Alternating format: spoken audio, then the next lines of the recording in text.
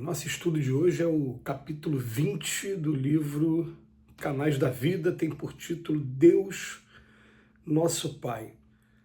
A pedra sonha com a sensação de planta, a árvore aspira ao instinto animal, a fera vislumbra a inteligência, o selvagem candidata-se à luz da razão, o homem deseja para si o brilho do anjo, e o anjo entrevê a celeste escalada de posições que ainda lhe cabe atravessar no rumo da integração com a munificência divina.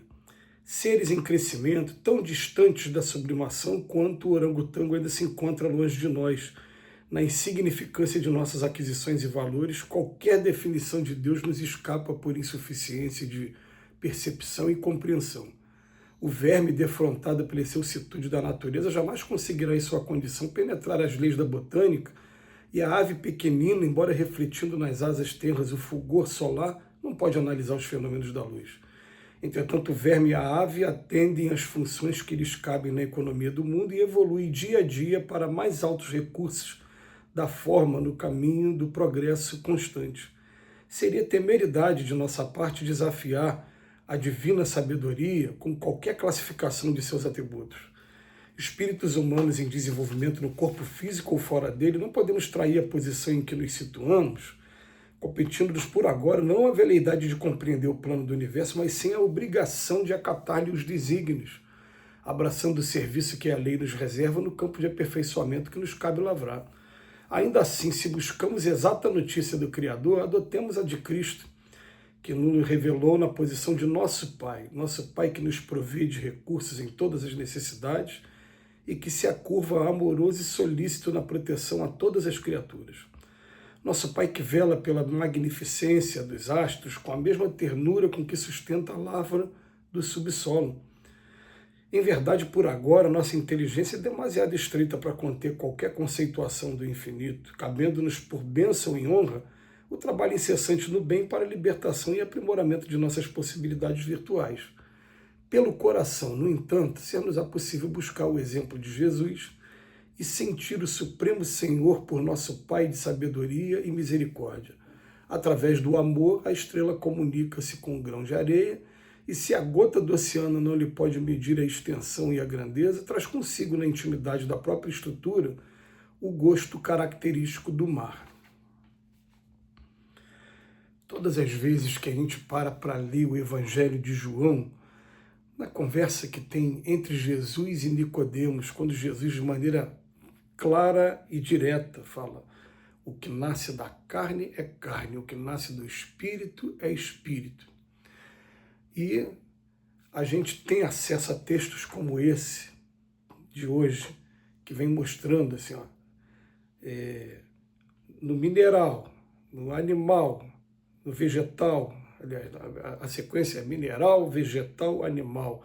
Aí, quando chega para o homem, ele começa pelo selvagem, para depois chegar no homem mais culto e caminhando para o anjo, e o anjo antevendo as etapas.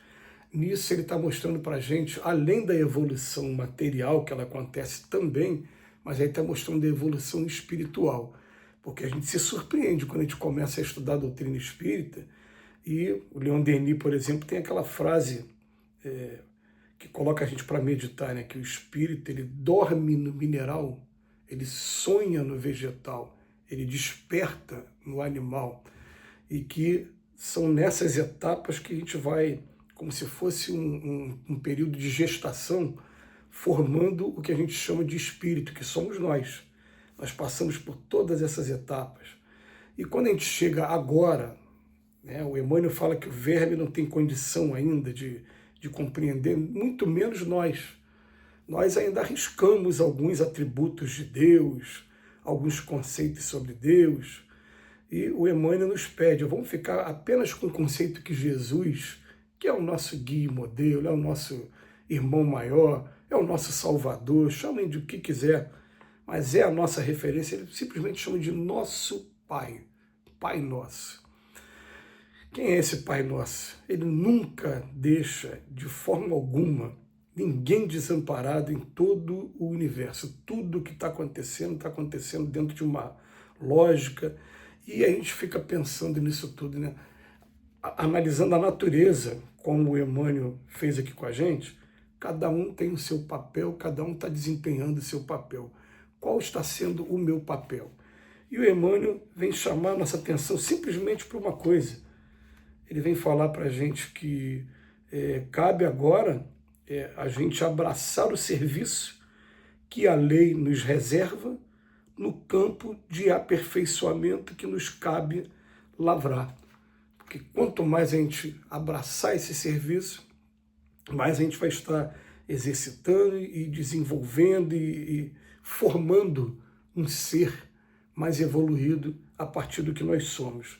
Então ele vem falar para a gente que espíritos humanos em desenvolvimento, seja no corpo físico igual eu estou agora, ou seja fora dele, igual o Emmanuel estava quando escreveu esse livro, não podemos trair a posição em que nos situamos, competindo por agora, não a veleidade de querer compreender, não, o plano do universo, mas sim a obrigação de acatar-lhes os desígnios, porque as leis do universo a gente já consegue aprender, e Jesus deixou também de maneira bem clara para a gente, falando que todo o objetivo da nossa vida aqui na Terra é aprender e exercitar o amor, o respeito uns pelos outros, uns dando as mãos aos outros.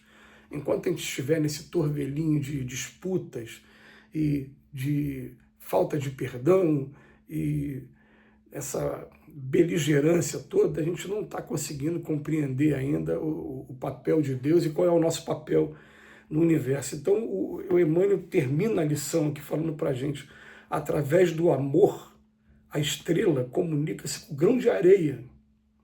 Olha só que coisa espetacular para a gente começar a pensar.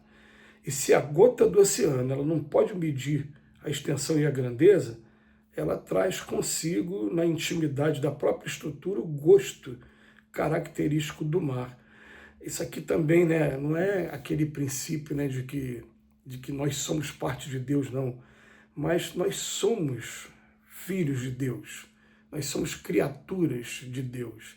Quando no livro dos Espíritos fala lá para a gente como é que se parece o Espírito, fala com uma chama, um clarão, uma centelha etérea, a gente imagina Deus como sendo aquela luz infinita que a gente não tem condição de medir, e nós, essa chama, esse clarão, essa centelhazinha que está sendo criado, mas até nessa comparação da gota do oceano, né, com relação ao próprio mar, a gota do oceano não tem ainda a condição de trazer, de medir a extensão e a grandeza, mas o gosto característico do mar, essa gotinha pequenininha tem. Nós temos também a ideia de Deus dentro de nós, cada um dentro de nós.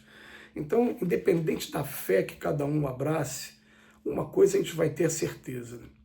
Deus é o nosso Pai maior, não tem nada por aí acontecendo por acaso, como alguns pretendem dizer.